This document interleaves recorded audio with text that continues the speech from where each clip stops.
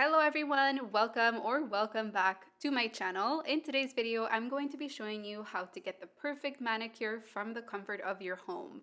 In this video, I'm going to be showing you a little bit more in detail how I prep my nails and also how I apply the polish so that it looks perfect every single time. So without further ado, let's get started. First things first, you're going to pick the perfect nail polish for your skin tone. I've said this in the past, and honestly, I just love to go for my good old Essie. It will be linked in the description box below. Next, this one is optional, but a nail buffer is always helpful. Following that, we are going to be using cuticle trimmers. Next, we have this ergonomically designed cuticle pusher. I didn't have anything like it before, so I had to have it. I'll be linking that down below as well. I will be using acetone, but you can use rubbing alcohol if you don't have any at home. Lastly, we'll be using a cotton swab, a file, and your top coat. The first thing that I like to start with is filing my nails. So shaping my nails has been something that all of you have been asking for every single time I post a video, so here it is. I always go super gently on the sides and make sure I round it off so I have like a squoval shape. I don't even know what it's called. But basically what I do is I round off the sides so that it's not super sharp, and this way it'll prevent the nail from chipping later on. This next step is optional, but I always recommend that people do this if they want their manicure to last. I only do this every 2 months maximum to allow my nail bed to kind of recover, but buffing is something that has helped me so much when I want my manicure to kind of adhere to my nail for more than a week. So you can gently, very gently buff the first surface of your nail. And once you're done, this is what they should look like. I recently learned that you can actually push back your cuticles when your hands are dry. So I started doing this and it's working wonders for me. If it's uncomfortable, you can always soak your nails for a little bit before you do this.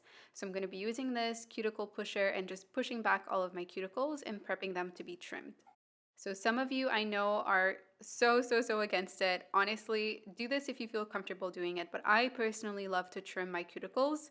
I've been doing this for years and I've never had any kind of issues with it, but I'm going to show you a little bit of a close-up of how I do it. I'm by no means an expert, but it's a super easy way to follow, and if you just look at how gentle I'm being, you can see that there's really very little room for error. After I'm done trimming my cuticles, I always like to wash my hands, and sometimes I even rub a little bit of rubbing alcohol on them just to disinfect the area.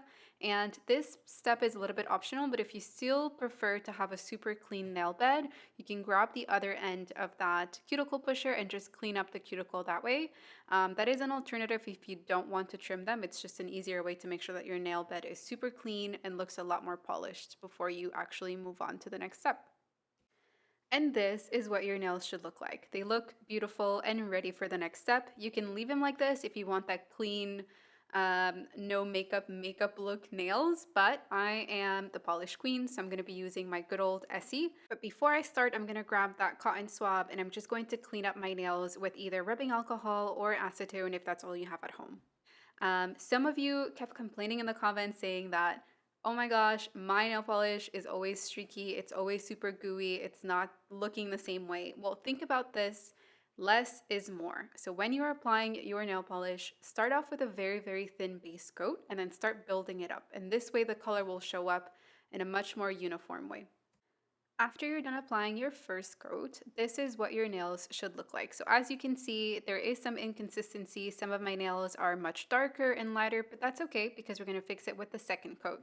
So again, think about it as very thin layers. The more you add them on, the more gelish they're going to look. And if you make a mistake, you can always grab either the end of a brush or your cuticle pusher and fix it just like that.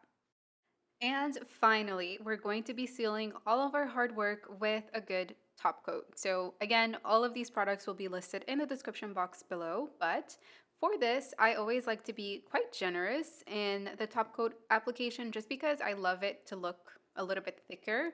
And another trick that I have is to always seal the bottom of your nail like so. But before I share the final results, I did want to tell you all that I have an MIA because I've been working on a very special project, and that is my first jewelry line. I am super excited to share that I'm giving away gift cards to all of my subscribers for supporting me over the last 3 years, and anyone who is watching this video for sticking to the end. I'll be leaving the link to sign up for the gift card in the description box and also in the screen here. Thank you all again so much for your continuous support. And now we can go back to the video. And as promised, here are the final results right after I painted my nails. And this is what my nails look like a week after. So as you can see, they lasted quite a long time for regular nail polish. I'm quite proud of it.